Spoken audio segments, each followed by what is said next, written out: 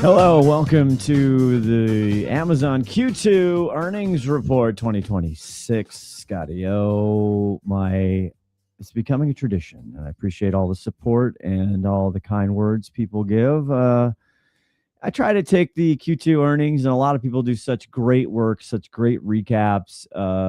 They summarize well. Thank you, LLMs. Thank you, Chatty. And they do a great job of consolidating from the e-commerce and from the beautiful Nerdville that I am a big part of.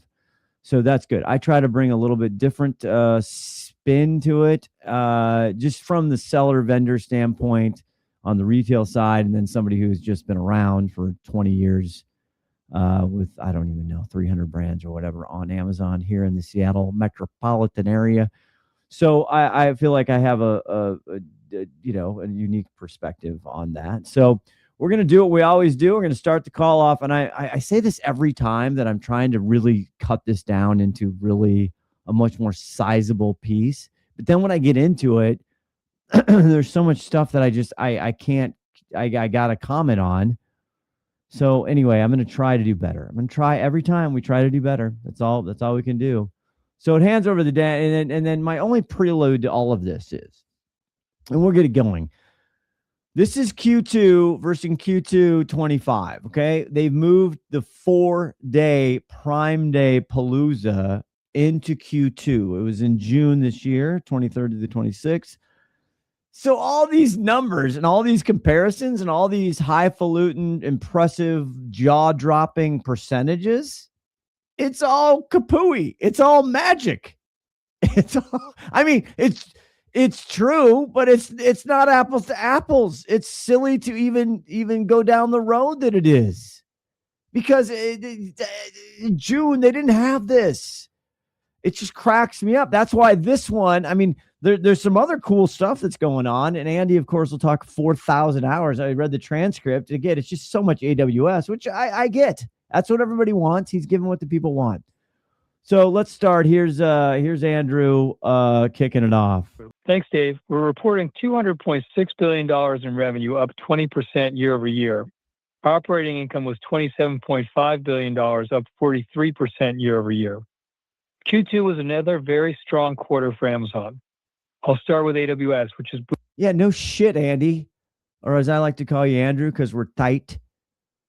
Of course, it was up 200 bazillion %. Of course, your operating income was up, which is interesting because you're pushing out more product. But we're going to get to the ads, Sky, the stores, everything else. I mean, yeah, of course. In the earnings by the report. I'm recording this on July 31st, by the way. I don't know whenever you listen to this. But of course, the stock went up a bazillion points. Now, there's CapEx problems, right? But they're along with all the Mag 7s out there. They have so much demand, they're not worried about it, and there's also some interesting things on that. But yeah, Andy, of course you're up. But there's no disclaimer in the prelude to the call of, hey, we did have one of the biggest sales events ever in the history of our life. We moved it to Q2. So when we're comparing year over year percentages, maybe keep in mind we did a 4-day, sale of a lifetime. Maybe no mention of it. Not one mention. See, I'm started. This is why it's hard for me. Okay. This is why it's hard. I'll let him go on. He talks about storage. He talks about other stuff. He starts with AWS, as I said, and I'm just going to spare you. I mean, I could go on. I mean, it's literally, just imagine somebody just flexing as hard as they can, peacocking as hard as they can, and telling you how badass AWS is and how great they are and how they're the biggest and best. And they still, by the way, even though they had the biggest quarter, up 80% over any quarter they've ever had in AWS. Oh, slight mention, we have $425 billion in backlog. Okay. Growing triple-digit percentages year over year. Our AI revenue run rate climbed significantly quarter over quarter, is now also over $25 billion, growing triple-digit percentages year over year. Customers choose AWS because we offer the broadest capabilities. They want their AI inference to reside near their other applications and data, and more of it resides in AWS than anywhere else. So they're in the chip business. They're renting chips. They're the inference. They have all these fancy all the different products they have. They're a chip maker. They're a chip seller. The inference. He goes in about all of this other stuff.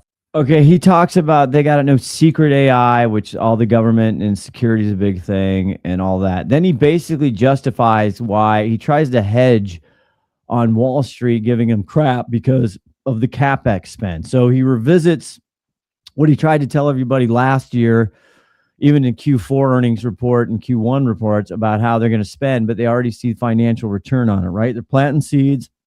They're playing the long game. Wall Street doesn't love that sometimes. That's been over the history. So he tries to explain that, which is whatever. He's, this is a PR call, right? And, shout out him for coming on, Andrew. I mean, he's trying to build the case of everybody just simmer down, relax. We're spending a lot, but it's all going to come back to Papa. All going to come back to Papa. All right? So just sit your pretty selves down right over there and just watch the coin come back, is basically what he's trying to say. Then he tries to build the case how they did this in cloud computing and the cash flow. Once they get these data centers and servers online, it's going to make them money. Then he drops the bomb. Okay. He says, we're going to spend $220 billion with a B in 2026 on CapEx. And then everybody, you could almost hear on the phone call, like the mutes came off. People are like, what? 220 billion? I mean, does anybody really understand what this means as far as like, I don't even know how much money that is. Could I go to I don't know. It's crazy to me, but he's freaking out. Everybody's freaking out. And he's just like, calm down, 220 billion. No problem. We'll get that back plus more. We got 425 billion in backlog. I mean, whatever, like chill. So he drops the 220 billion. Then he gets into this where he drops another big bomb. Using inference at scale in their current production applications. We've long believed AWS could become a few $100 billion revenue business, and now believe it'll be at least double that, and very possibly be a $1 trillion annual revenue business for us in time, with very appealing accompanying free cash flow and return on invested capital. $1 trillion annual run rate business, $1 trillion. And he's like, oh, and we got to have free cash flow and it's going to be great. It's $1 trillion business, but it costs a fortune to run this $1 trillion business. I'll now turn to stores. Oh, good. He's going to turn to stores. I missed the thing. So he's got the Trainium and Graviton and 98%. It's the greatest thing ever. And he's got the secret thing going. And then they've got this other open source thing that people can use, which they think they're lowering their server time. And it's a cloud-based thing, so it's not putting as much. I am butchering this, by the way, from a technical standpoint. Butchering. Absolutely, it's a slaughter what I'm doing to this. The point is, they're just trying to figure out how to lower the cost, which is what they always do, of the compute power and the money and time and energy it takes for these inferences with these chips and with the servers. Basically, that's it. And they feel like they've got another new beat that it's going to compete, and they need to, because their AWS business is so big, in the chips business and how they're going about it. I like their strategy, by the way. I love this. They're just not like, we're not one. We're a diversified thing. We can actually rent some. You can rent it from us. We're going to make money off you over the years. If you want to buy some, they got it all going on. So I've liked their AI strategy from day one. That's just me. All right, let's get into stores. We added millions of new products to our selection, including over 700,000 from notable brands. We also expanded ultra-low price selection on Amazon Haul in the U.S. by nearly 20x since launch. Amazon Haul, you haven't heard about Amazon Haul in a long time. That's their Shein, Temu competitive set, the Haul, the flea market. So they bring the stuff in, even though de minimis isn't there. They grew that 20%. I mean, it was nothing. So drawing 20% sounds fancy. It's good on PowerPoints and earnings calls. And now have over 6 million items priced under $10. Under $10. How are you making a living on the $10? That's fascinating to me. Good Lord. You know how much money it takes to even ship stuff like that? $10? What are we doing? We continue offering everyday low prices that meet or beat our competitors. Oh, they do indeed. They're just getting lower. Their average order value or average sale price is just getting lower and lower and lower and lower. And the consumer loves it, but guess who's paying for it? As well as deep discounts and savings during sales events. Oh, wait. Did he just say a sale event? We're pleased with the customer response to Prime Day, where customers shop millions of deals, including more than 80% at our lowest price of the year and hundreds of thousands discounted by 40% or more. We're the second largest grocer in the U.S. That's all he says. We're pleased with our Prime Day. I've been talking about this on the Linky and everywhere else. Like, they've just stopped. Now, they didn't even say it was the greatest ever because it wasn't. The reality is it wasn't. It was down 7%. Traffic was down. It's 4 days. They've screwed it up. It'll never be the same. Blah, blah, blah. You've heard it from me all the time. I'm sick of saying it. And he's just like, we believe in Prime Day. Rah, rah, and he just glosses over it. But we're up 8 zillion% because we did this event in June. We pulled it into the second quarter, which I don't know. I think there's a lot of reasons for it. But he's talking about how many, it's just come on, Andrew. And our grocery business continues growing. The grocery business is great because, again, they're becoming everybody's local drugstore, which drugstores have turned into grocery stores. But the perishable business is still not anything close to Walmart. It's the non-perishables. I mean, I got to get some deodorant. So I'm like, do I want to actually stop at the store and get the deal? No, I'll probably just click, and boom, it'll be here in 5 minutes. Growing quickly across perishables and non-perishables. Yeah, there you go. Perishables, non-perishables. The number of monthly I'm becoming perishable. Listening to you, Andrew. Active perishables customers grew over 50% since the From nothing. start of the year. Same-day orders with perishables average over 3x more units per order, and fresh groceries now make up 6 of the top 20 best sellers on Amazon.com. Okay. Oh, you gotta. There's so much to unpack. I don't even have time to unpack that. I'm not doubting the fact that the grocery business has grown and it's serious. They're the second biggest grocer. I'm down with that. I am there. I just don't think they've quite perfected the sauce yet. They have the distribution from Whole Foods. They're pulling it in, the fresh thing. I mean, there, but I just don't think that's the total picture. That's all. And that I could be wrong, but that's just me. We grew the number of new customers for Amazon Pharmacy by more than 2x in the first 6 months of the year. Now that's interesting because they've been playing this health thing. They've been doing the slow roll here. It's not complete. They charge it. The pharmacy, I expect that to even grow exponentially over the next 2 to 3 years. They can't quite figure out the insurance nut, which is the key to here, which is tricky. And there's too much money going against them in the lobbying and everything else. But they crack this nut and look out. And same-day prescription deliveries nearly 5x. We also saved customers nearly $250 million so far this year in out-of-pocket costs.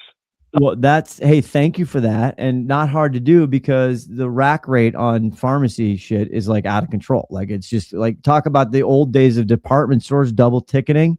Like it's remarkable. The upcharges. I don't want to get into healthcare because it's a scam. All right. Bye. Up more than 400% year over year. We continue speeding up overall delivery and once again achieved record delivery speeds for customers in the first half of the year. We offer millions of items for same-day delivery with Prime, up to 40 times more selection than a typical big box retail store. And our same-day network continues to expand. Same day, sub thing, 30 minutes. They're going to do it. And guess who pays the bill? The vendors, the sellers, the suppliers. Thank you, Andy. The consumers love it. I'm hypocritical here because, yeah, I mean, I don't really need it. I just ordered something. I had some dog treats. Like, I didn't need it here in 5 minutes. I didn't. But like you're giving me it's like, it's, I know somebody's paying for this shit and it ain't you. I'm going to skip ahead. He goes out how we served all these more customers. Videla says, yeah, no shit, Sherlock, because you had a massive tentpole event that you pulled from July to June. So yes, over quarter, it's going to sound fabulous. I mean, it's a freaking Hollywood movie script for crying in the night, but it's all, you got to just give it a shave. You got to give it a haircut. Then he goes into, let's see, what's he get to next? Oh yeah, there's Amazon supply chain, which they've been working on for about 2 years, by the way. They've slowly rolled this out. So they have Amazon warehouse and distribution. They've been bulking. They want to be everybody's 3PL, and they want to ship to anybody. They don't care if it's your direct to consumer, if it's shipping to another retailer. It doesn't matter to them. They'll ship it because they're becoming, and some arguably say, one of the biggest logistic company and freight companies in the country. Any business can move, store, and deliver everything from raw materials to finished products using the same supply chain that supports Amazon. And we already have several large customers, including Procter & Gamble, 3M, Land's End, and American Eagle Outfitters. The stores team also continues to innovate and deliver for customers with AI. Customers love Alexa for shopping. Do they, though? This again, they love it, Andrew, because you don't give us a choice to love it or not love it. Every time I go on my app, every time I even go on the desktop and I check in, it's like, Alexa for shopping, Alexa for shopping. Blah, blah, blah, blah. I can't see the screen because you got Alexa for shopping everywhere. So you're shoving this down everybody's throat, whether they like it or not.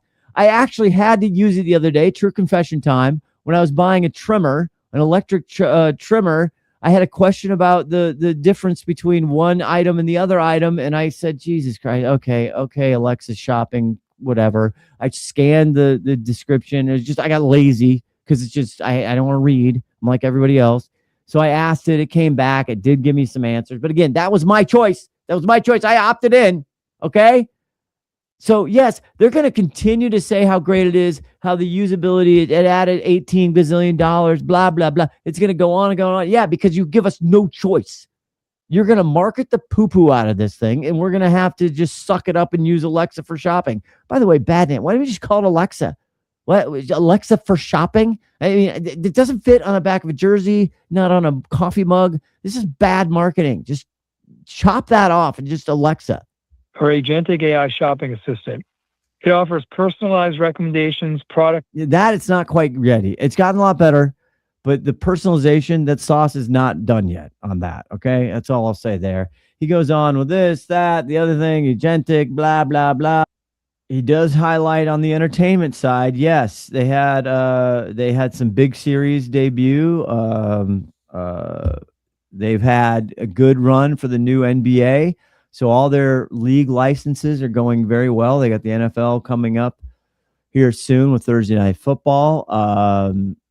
They've had a couple good series actually. They're doing really well. They're finding some hit series. They're kind of coming back. They kind of went in a lull there, and they're getting some big viewership, which is part of the flywheel. And then they're selling Fire TV ads like they're coming out of style. They're giving up all kinds of deals and everything else like that. That's good. It's brilliant. It's content. They own content, which is my argument against Walmart. They don't own shit. They own Vizio TV. Who cares? So I think I'm in bed with this flywheel, this content flywheel. This is a lot more interesting to me. Video in its first 12 days, becoming Prime Video's #3 top viewed series debut ever. The inaugural season of NBA on Prime Video delivered strong viewership, with a peak of 6.5 million U.S. viewers for Game 7 of the Eastern Conference semifinals, outperforming Game 7 on broadcast a year ago. In Europe, viewership in the NBA more than doubled. They got a playoff game in the NBA, and it did very well. And the most key part of that is they got a younger demo, which is the whole point that all these leagues want. They have that 18 to 34. The streaming gives them a big bump in that, and advertisers like it, and they're going to pay more. Year over year on Prime Video, with the highest average viewership on record. We also drew 36 million viewers globally for the series premiere of Off Campus. Yeah, Off Campus. Off Campus has done well. I haven't seen it. I don't know if I'm gonna. I don't know if it could be too much for me, but it did really, really well. It's been very popular. Nice job. Well done. They got a lot going on here. Like, I'm pumped about what they're doing in the entertainment space. On Prime Video in its first 12 days, becoming Prime Video's #3 top viewed series debut ever. Alexa Plus expanded to Germany, Austria, France, and who cares? Alexa Plus, who cares? They gotta figure out some branding there. Just call it Alexa. I mean, what are we doing? Just stop. You're confusing people. All right, we finalize here with Amazon Leo, which is their satellite deal. Leo, it happens to be my birthday tomorrow, and so I'm a Leo. So there you go. And finally, Amazon Leo is close to 400 satellites in orbit, enough to begin initial satellite internet service this year. We already have meaningful revenue commitments from enterprises and government customers, and we have more than 20 partners who will extend the reach of our network across the globe. We continue to be in the middle of some of the biggest inflections of our lifetime, and we're building multiple new long-term businesses that will make customers' lives better and easier and lead to substantial free cash flow and return invested capital for our shareholders and business. Another play right there. Leo, 400, they're going to start the internet. Again, I've said this before on here. If you're new to my earnings call reviews here, good for them. I think it's great. They already have huge demand because there's no real legitimate offer other than Starlink, which Starlink has such a head start. It's ridiculous. So I don't know. That moat just seems to be pretty good. This is an interesting position for Amazon. Usually they're in front. But you know what? They're making them ground on the grocery. So don't ever count them out on the satellite. We're going to move on to call questions. And again, we'll try and cut this shorter than usual, and we'll get to questions. It was a big quarter. Everybody's great. Everything's super. Everything's rosy. More chips, please. Do you have salsa? More chips. Oh, wait. I almost forgot. Jesus, my God. I'm part of the problem. I forgot the the most profitable section of their entire universe, their whole 40 billion different business revenue streams. Advertising. Amazon ads was up 26%, 19 billion. And that is unbelievably impressive, up 26% quarter over quarter because of Prime Day. CPCs were through the roof. People bid hard, so they're discounting and they're spending a lot. So they put a big ass number. Now we'll see. We're gonna have to wait a year now because if they keep Prime Day in June, so that's where the rubber meets the road.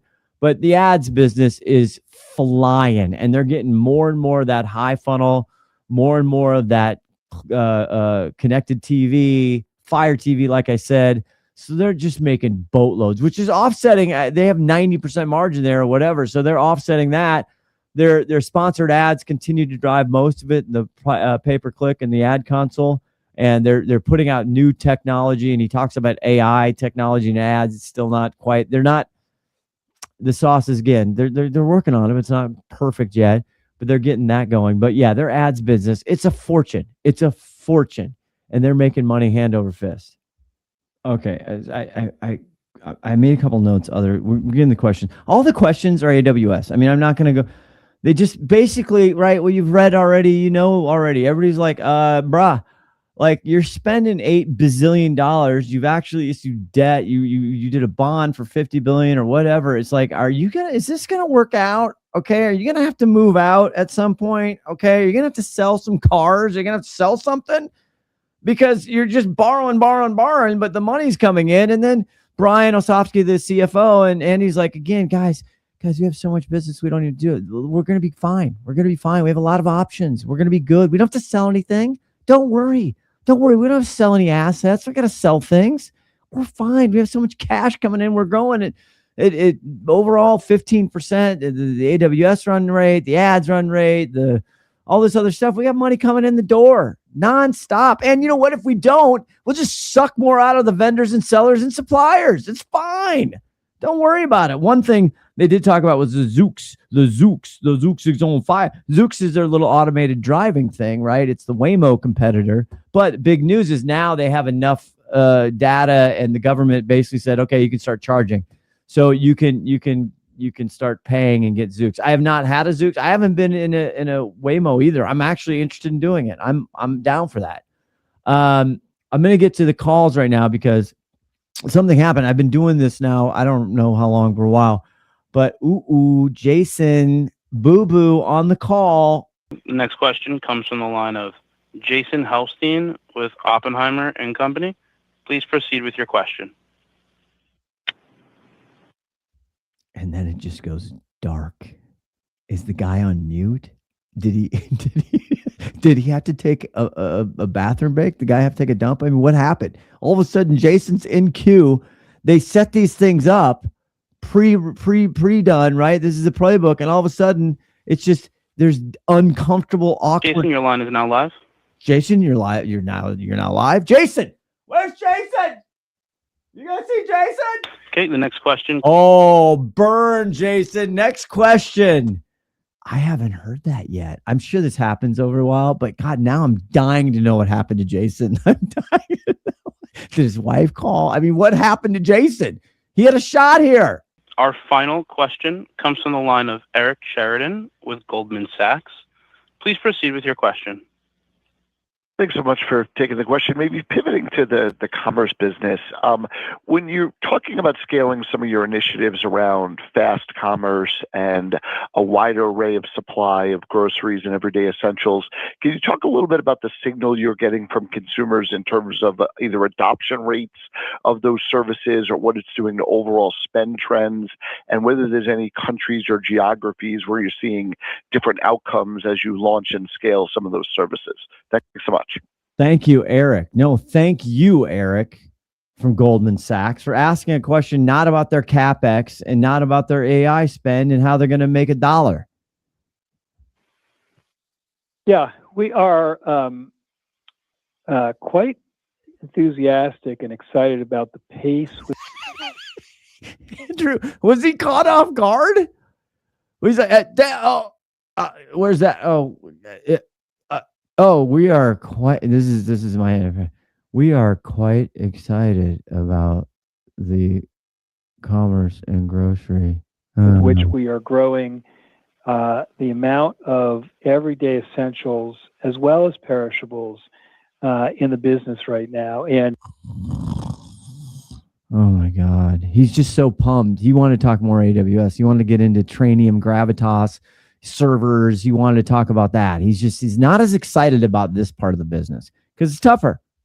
I think some of that has to do with the broader selection we have, and some of that has to do with just how fast our delivery has gotten over the last 2 to 3 years.